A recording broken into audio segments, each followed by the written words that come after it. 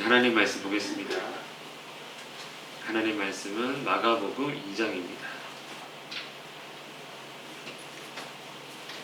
마가복음 2장 1절에서 12절 말씀입니다.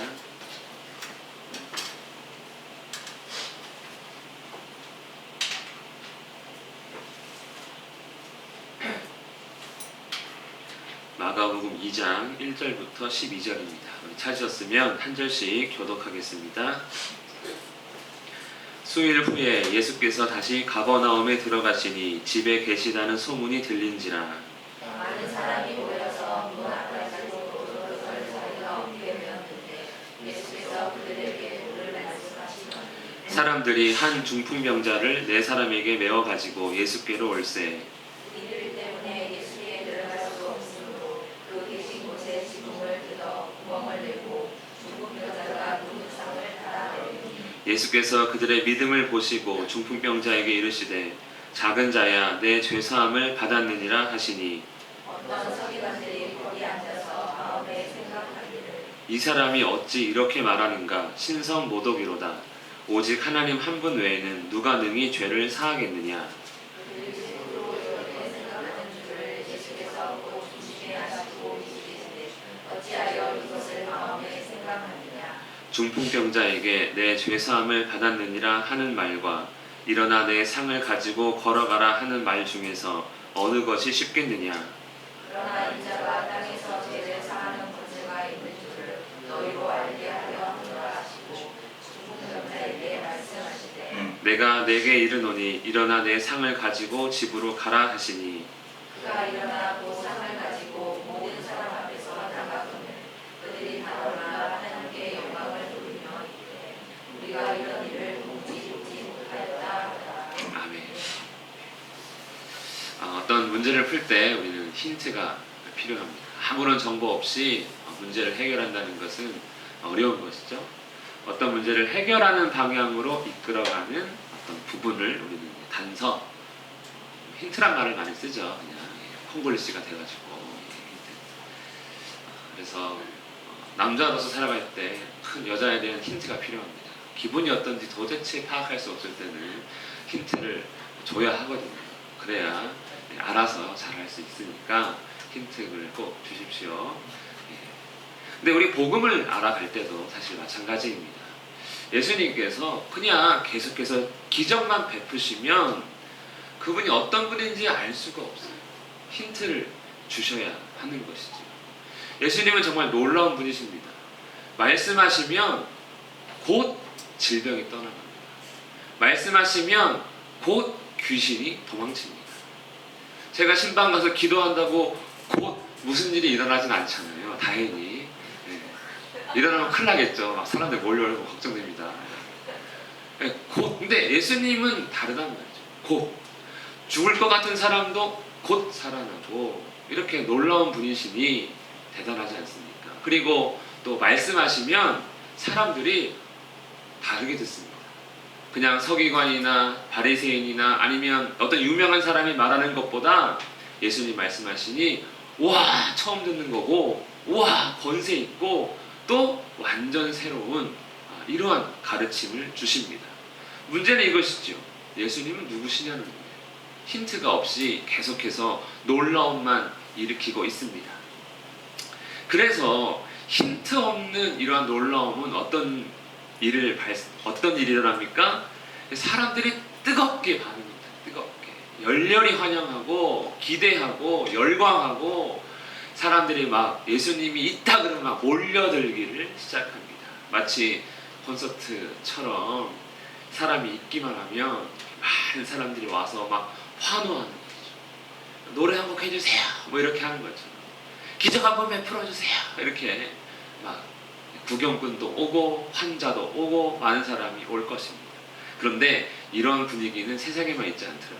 저도 예전에 많이 다녀봤지만 이런 찬양 집회 보면은 딱 열렬히 뜨거운 반응이 있는 그런 사람들을 볼 수 있습니다. 다 서 있습니다. 지금 가만히 보시면 앉아 있는 사람은 거의 없고요. 다 서 있고 앞에 찬양팀 리더가 인도하고 있습니다. 그런데 우리가 보통 바라는 신앙생활이 보통 이런 모습이에요. 그래서 그런 집회 다녀오면 우리 교회는 예배가 죽어있어. 뜨거운 예배가 아니야. 살아있는 예배를 좀 드려야 되겠는데 하며 그런 뜨거운 반응들을 좀 기억하지 않습니까?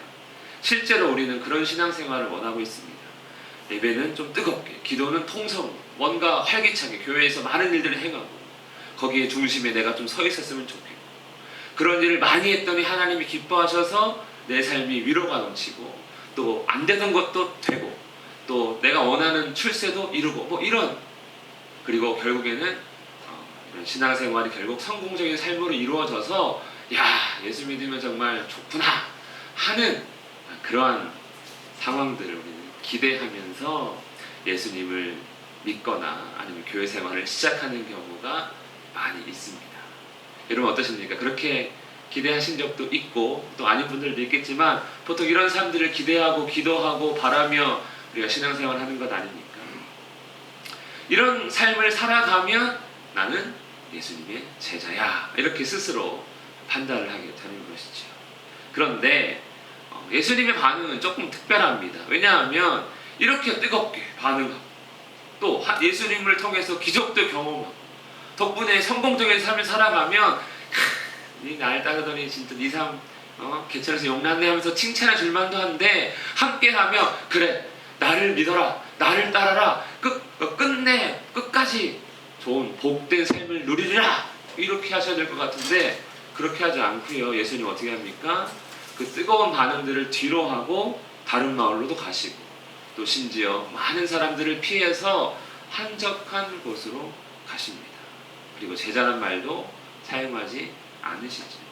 사실 예수님은 처음에 기적을 행할 때 너희들은 내 제자가 되어야 한다라고 강조하신 적은 없습니다. 그냥 묵묵히 아무런 말 없이 그냥 권세 있는 가르침과 그냥 기적을 베푸실 뿐이었죠. 예수님은 이런 뜨거운 반응을 보이는 사람들에게 제자라고 하지는 않았습니다. 오늘 말씀 1절을 한 번 더 함께 읽겠습니다. 시작. 수일 후에 예수께서 다시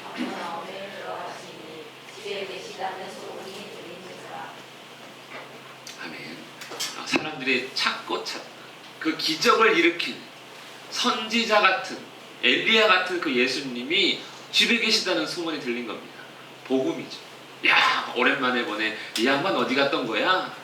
그렇게 우리에게 큰 일을 행했으면 좀 함께 있어주지 어디 갔다 이제 나타난 거야? 하며 사람들이 예수님이 계시다는 그 소문을 듣고 그 집 앞으로 몰려갑니다.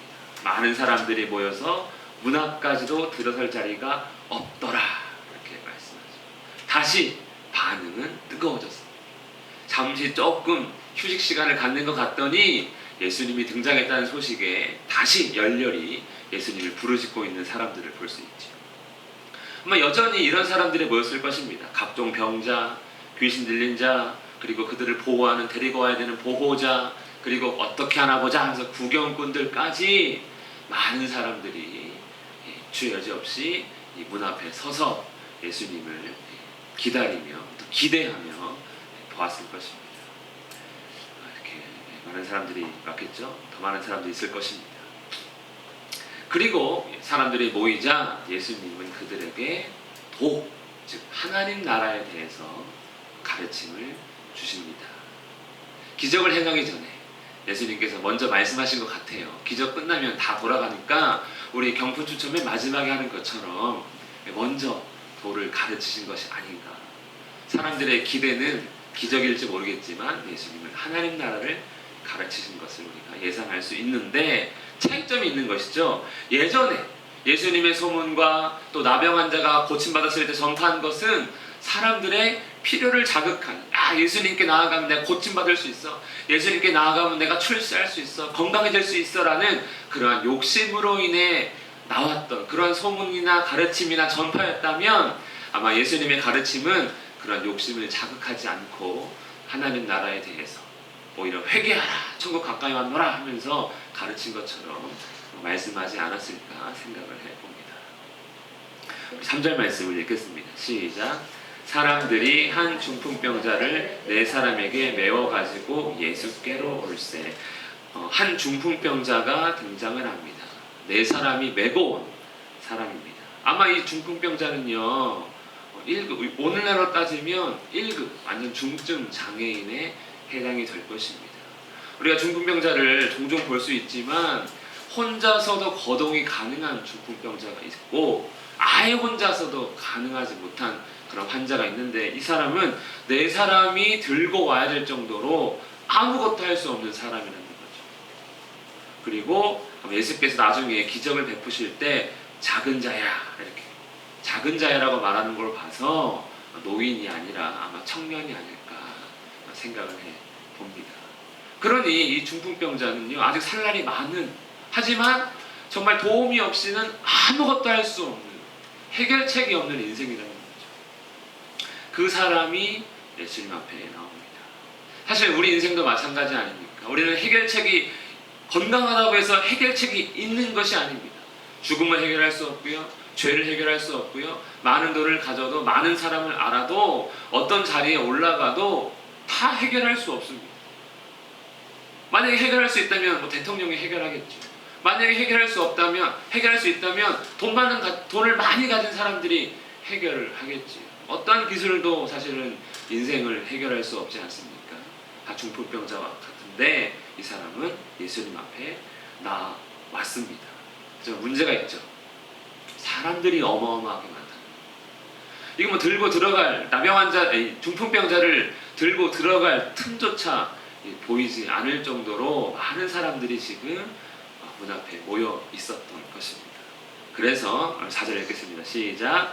무리들 때문에 예수께 데려갈 수 없으므로 그 많은 곳에 지붕을 뜯어 구멍을 내고 중풍병자가 모든 사람을 달아내리니.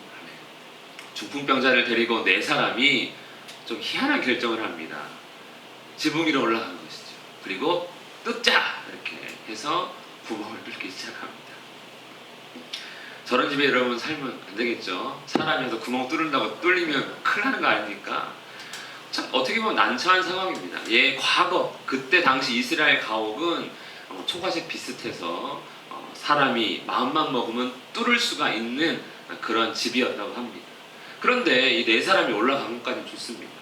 난처한 거 아닙니까? 중풍병자를 예수님께 어쨌든 내려보내야 되니까 뜯어야 돼서 난처하고, 예수님이 있는 그 집주인, 예수님의 집은 분명히 아닌데 그 집주인도 구멍 뚫리는 거 봐야 되니까 난처하고, 예수님 지금 한참 도를 전하고 있고 하나님 나라를 가르치고 있는데 머리 위에 천장에서는 막 구멍 뚫고 있으니까 난처하고, 이게 다 난처한 상황입니다. 근데 제일 난처한 사람 누굴까요? 집주인 같아요. 이거는 내 사람은 고쳐야 되니까 어쨌든 뚫어. 예수님 아니면 답이 없어. 이렇게 왔고, 예수님도 아시잖아요, 다. 그러니까 뚫리기를 기다리고 계실 것 같은데 아무것도 모르는 집주인 입장에서는 야, 이거 당황스러운데 아무 행위도 안 하는 걸로 봐서는, 어떠한 기록도 없는 거 봐서는 그냥 포기한 것 같습니다.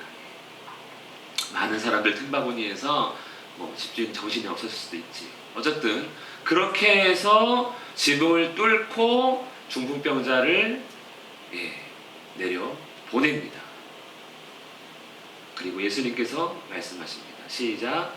예수께서 그들의 믿음을 보시고 중풍병자에게 이르시되 작은 자야 내 죄사함을 받았느니라 하시니. 아멘. 조금 실망입니다. 작은 자야 일어나라 이래야 되는 거 아닙니까? 중풍병자에게 치료해 주셔야 되잖아요. 그런데 죄사함을 받았느니라, 전혀 기대하지 않았던 엉뚱한 말씀을 지금 하고 있습니다. 행동을 하셔야 되는데 말씀을 하신 거예요. 그들의 믿음을 보시고 그렇게 말했다는 거죠. 그 지붕을 뚫은 그 네 사람, 그리고 여기서 그들을 할 때 네 사람이라고 칭한 거 아닌 거 보니까 아마 중풍병자에게도 믿음이 있지 않았을까 생각해 볼 수 있는데, 어쨌든 중요한 건 예수님이 그 5사람 혹은 4사람의 그 믿음 보시고 반응하셨다는 거예요. 지금까지는 긍휼히 여기셔서, 그렇죠? 불쌍히 여기서 고쳐주셨는데 믿음 보시고 반응하신 그 첫 번째가 뭡니까? 죄사함을 선언하십니다. 사람들은 와, 말씀하시다가 내려가니까 이제 또 고쳐주시나 보다 하고 치유와 회복을 기대했을 텐데 엉뚱한 말씀을 하신 것이죠. 죄사. 이것이 사실 예수님께서 원하시는 반응이었던 것이죠. 믿음. 예수님께 믿음 보인 사람. 바로 이 그들 네 사람과 중풍병자. 믿음이야말로 예수님께서 원하시는 반응입니다. 내가 예수님을 열렬히 따라다니면 그분을 지지하고 예배당 맨 앞자리에 앉아가지고 통성 기도하고 찬송 크게 하는 거 물론 그거 믿음일 수 있지만 그런 뜨겁게 예배드려야 돼 이게 아니라 진짜 중요한 건 믿음으로써 예수님께 어떻게든 가고자 했던 그 마음을 예수님은 원하시고 계신 것이고, 그리고 예수님께서 정말 해결해주고 싶은 것은 몸의 질병이나 귀신 들림이 아니라 죄의 문제를 해결해 주고 싶었다는 것이죠. 그래서 예수님은 믿음 보시고 죄사함을 선포하신 것입니다. 사람들의 기대, 그리고 예수님께서 전하시고자 하는 그 복음이 있는데 이제 1장에까지는 뭔가 일치하는 것 같았지만 이제 2장에 들어서는 뭔가 틈이 벌어지는, 이거 우리가 반응했던 기대했던 그 반응이 아닌데 뭔가 다른데 할 수 있는 그러한 일이 이제 드디어 시작이 되고 있습니다. 6절과 7절입니다. 시작. 어떤 서기관들이 거기 앉아서 마음에 생각하기를 이 사람이 어찌 이렇게 말하는가. 신성모독하겠다. 오직 하나님 한 분에게는 누가 그의 집을 쌓아내는가. 아멘. 아마 그 사람들 그 다 서 있는 그 들어갈 틈바구니 없는 그곳에서 한 서기관들이 앉아 있습니다. 앉아 있다는 건 무슨 의미입니까? 구경꾼이라는 것이죠. 소문 듣고 온 사람들입니다. 뭐 하나 보자, 선지자인가? 뭐 하나 보자 하면서 와서 자기는 높은 사람이니까 비켜, 내 앉아 있게 하고 이제 폼 잡고 앉아 있는 그 사람들이 죄사함을 선포하는 예수님의 그 말씀을 듣고, 아니 신성모독이잖아. 이유가 있습니다. 하나님 외에는 누가 죄를 사하겠느냐 하며 그렇게 말하고 있습니다. 여러분, 서기관들의 말이 틀렸습니까? 맞는 말입니다. 당연한 반응입니다. 하나님 말씀을 알고 하나님을 알고 사람을 안다면 사람이 저러면 안 되지 이렇게 되는 것이죠. 제가 여기 앉아서 뭐 누구 범죄자 오늘 그 10년 교도소에 있는 사람 제가 사면해 주겠습니다 하면 사람들이 저한테 뭐라고 할까요? 저 목사가 설교하더니 미쳤구만 이렇게 반응하지 않겠습니까? 자격 있는 사람이 얘기를 해야 그것을 인정하는 것이고, 사람이 그냥 평범한 평민이 누군가의 죄를 사하거나 뭐 이렇게 사면의 권리를 주장할 수 없는데 예수님이 그렇게 죄사함을 선언해 버리니 이 서기관들의 반응은 당연한 것입니다. 하지만 그들의 말에 힌트가 있는 것이죠. 하나님 외에는 누가 죄를 사하겠느냐. 그럼 예수님은 이제 둘 중 하나의 선택을 하게 됩니다. 하나님이냐 그냥 정신 나간 사람이냐. 이 반응을 볼 수밖에 당연히 없는 것이죠. 우리 8절입니다. 시작. 그들이 속으로 이렇게 생각하는 줄을 예수께서 곧 중심에 아시고 이르시되 어찌하여 이것을 마음에 생각하느냐. 아멘. 예수님은 여기서도 참 놀라운 것을 우리가 발견할 수 있는데 사람의 마음을 아신다는 거예요. 서기관이 앉아서 자기에 대한 비판하고 있음을 잘 알았습니다. 그래서 말합니다. 어째서 이렇게 생각하느냐? 둘 중 하나 아니겠느냐? 이렇게 물어보는 것이겠죠. 오늘 우리 하나님 예수님께서 이 중풍병자에게 하시는 그 말씀들을 통해 우리 세 가지 문제를 한번 볼 수 있는데, 첫 번째는 병자를 치유해 주지 않았다는 게 문제입니다. 사람들은 치유를 기대하고 있거든요. 두 번째는 죄사함을 선언하심으로써 신성모독, 해서는 안 될 말을 했다는 거고요. 또 세 번째, 이건 문제는 아니지만 놀라움이지만 사람들의 마음을 아신다는 거예요. 입으로 조근조근 얘기한 것도 아니고 청력이 발달한 것도 아니고 그냥 생각만 했는데 그 마음을 알고 계시는 예수님이십니다. 그러니 우리는 이렇게 고민할 수 있는 거죠. 과연 그는 누구인가? 기적을 이렇게 행하는 이 사람이 정말 누구냐? 왜 이번에는 치유하지 않았지? 왜 이번에는 죄사함을 말했지? 어떻게 그는 사람의 마음을 알고 있지? 그는 과연 누구인가? 우리가 예수님을 믿으면서 이런 고민을 누구나 해봐야 합니다. 말씀을 읽으면서 어떻게 가능하지? 도대체 이 사람은 누구지? 사기꾼인가? 마술사인가? 진짜 하나님의 아들인가? 어떤 사람인가? 어떤 분인지를 우리는 고민할 수 있어야 합니다. 서두에 잠깐 언급했지만 예수님께서 만약 기적만 행하신다면 아마 우리는 예수님 정말 좋아할 겁니다. 정말 기뻐하지 않겠습니까? 나 아프면 예수님 고쳐주세요. 그래. 돈 떨어지면 예수님 도와주세요. 그래. 오병이어 한번 봐. 계속 기적만 행하신다면 예수님은 정말 세상에서 가장 인기 많은, 가장 명예와 큰 권세, 모든 것을 다 누리는 진짜 왕이 될 겁니다. 왕. 그런데 그렇게 하지 않으시겠다는 거죠. 기적만 행하시면 우리는 우리 죄를 사하시는 그리스도로서 우리는 믿지 않을 겁니다. 그저 우리의 필요를 채워주는, 우리의 필요를 채워주는. 그래서 우리는 아마 이런 거 있어요. 친예수계, 비예수계, 이렇게 뭐 친박 비박 나누듯이 뭐 이렇게 나누시지 않겠습니까? 저거 자기 인기 얻으려고 기적 베푸는 거 아니야 하면서 사람들이 오히려 편을 가르고 싸울지도 모르겠습니다. 하지만 예수님은 그렇게 하지 않으시겠다고 오늘 어떤 사건을 시작하신 것이죠. 9절입니다. 시작. 중풍병자에게 내 죄사함을 받았느니라 하는 말과 일어나 내 상을 가지고 걸어가는 한 말 중에서 어느 것이 쉽겠느냐. 아멘. 여러분 생각해 보십시오. 어느 것이 쉽겠습니까? 저 진짜 고민했습니다. 이게 뭐가 쉬운 거지 둘 중에? 다 어려운 거 아닙니까?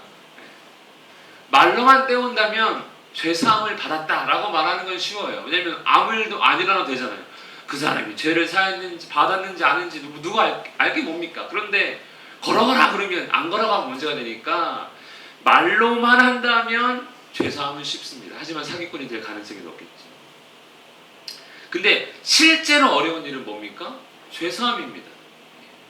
아무리 우리가 많은 선행을 행하고 아무리 많은 돈이나 권세나 명예를 가져도 죄는 사라지지 않습니다. 죄도 있고 선행도 있는 것이죠. 죄도 있고 돈도 그대로 있는 것이죠. 조금 없앨 수가 없습니다. 그러니 이거 뭐 쉽겠느냐 이 질문 자체가 너무 어려운 질문입니다. 보이지 않는 일이 있고 보이는 일이 있는데 사실 둘 다 어려운 것이죠. 중풍병 고치는 건 오늘날도 불가능한 일입니다. 아무도 고칠 수가 없습니다. 그냥 기다리다 보면 몸이 좀 회복되는 경우만 있는 것이지 아무 소망도 없는 질병 아닙니까? 예수님의 문제가 조금 어렵습니다.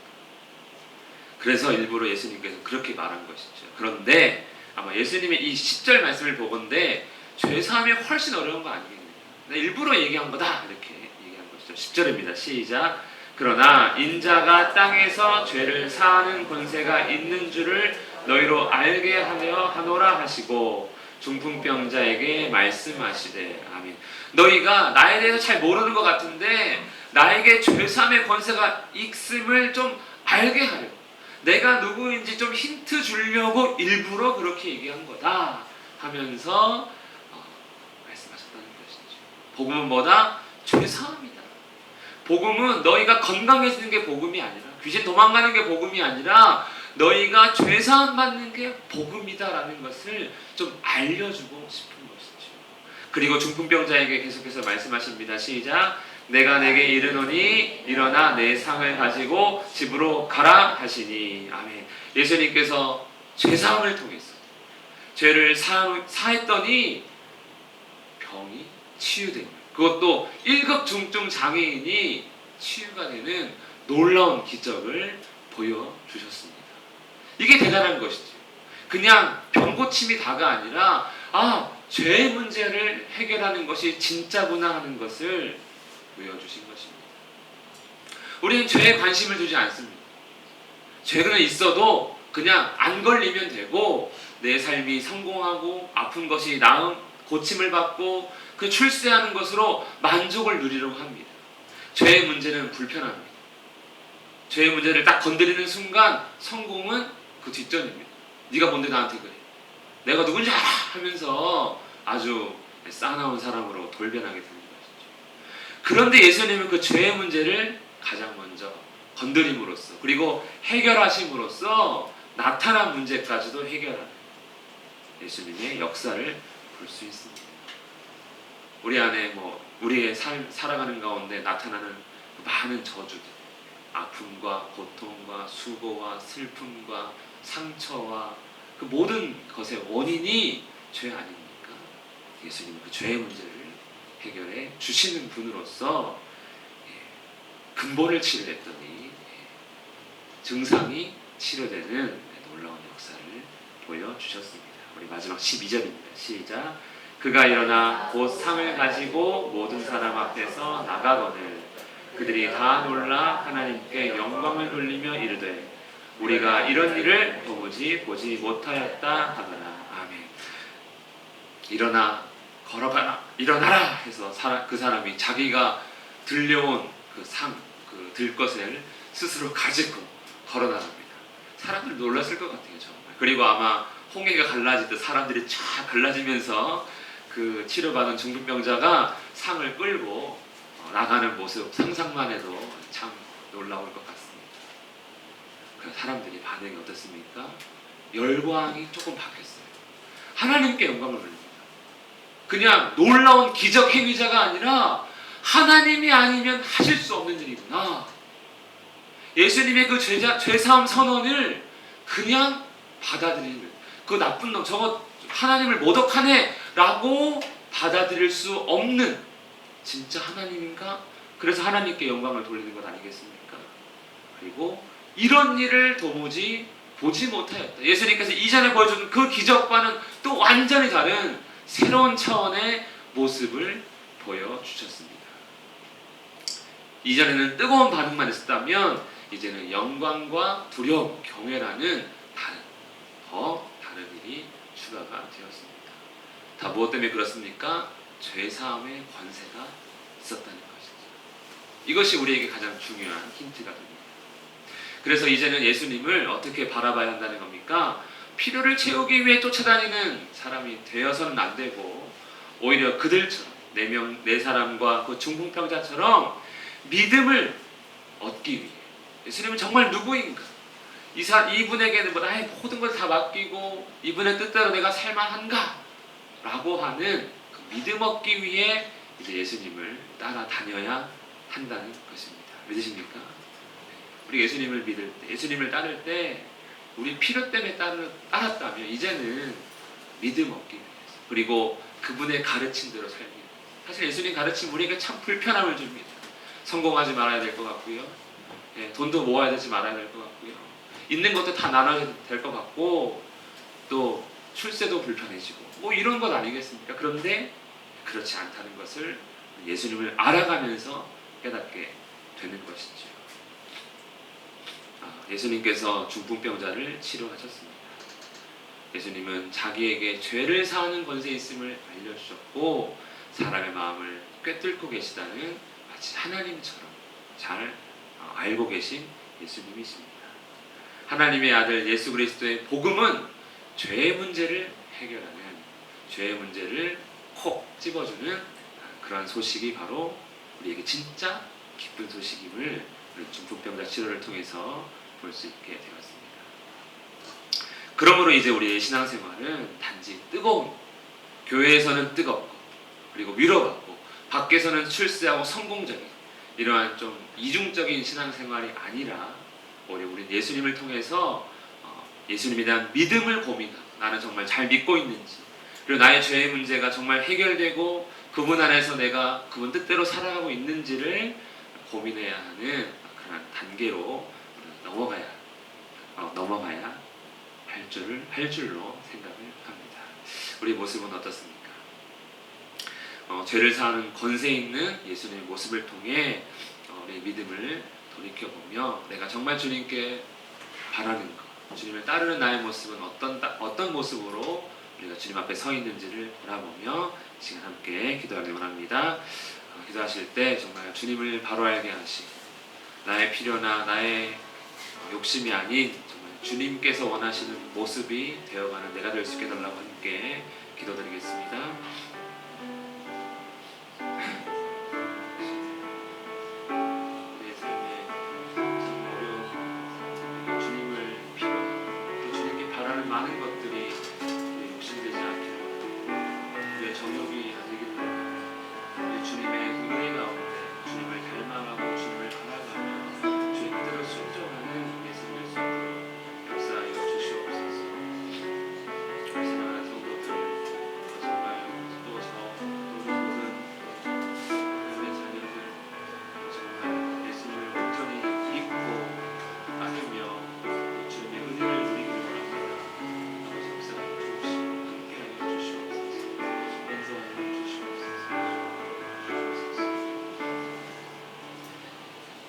살아계신 하나님 아버지, 정말 우리가 주님을 따르는 우리의 마음이 단지 우리의 욕심이나 우리의 필요를 채우기가 아닌 하나님께서 보시기에 좋으신 믿음이길 원합니다.